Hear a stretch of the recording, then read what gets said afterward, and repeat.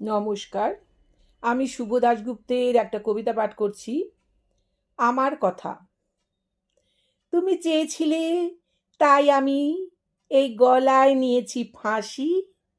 তুমি চাও, তাই বারবার আমি ক্ষুদিরাম হয়ে আসি। তোমারই আশায় সম্মতি দিয়ে দ্বীপান্তরেও গিয়েছি।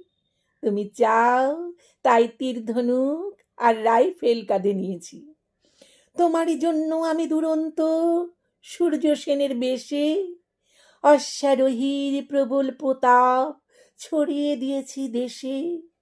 মা, তোমাকে যারা কষ্ট দিয়েছে তাদের করিনি ক্ষমা। বিনয়ে বাদলে দিনে সে আমার আগুন রেখেছি জমা।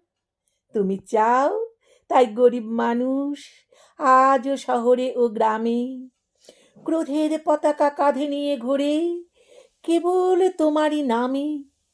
তুমি টেরাকোটা, তুমি গম্ভীরা, তুমি ভাটিয়ালি কীর্তন, তুমি দীপাবলি, তুমি মহরম, তুমি ভিজিয়েছ সব মন। তুমি চাও, তাই আজ দাবানল অন্তরে জেলে রেখেছি। গঙ্গা যমুনা কংসাবতীর মাটি এ শরীতে মেখেছি। তুমি যে আমার রক্তে স্বপ্নে, তুমি যে আমার চেতনায়, তুমি ঈদে, তুমি দুর্গোৎসবে, সুখে আনন্দে বেদনায়। তুমি চাও, তাই আমি মরে যাই তেভেগায়, তেলেঙ্গানায়।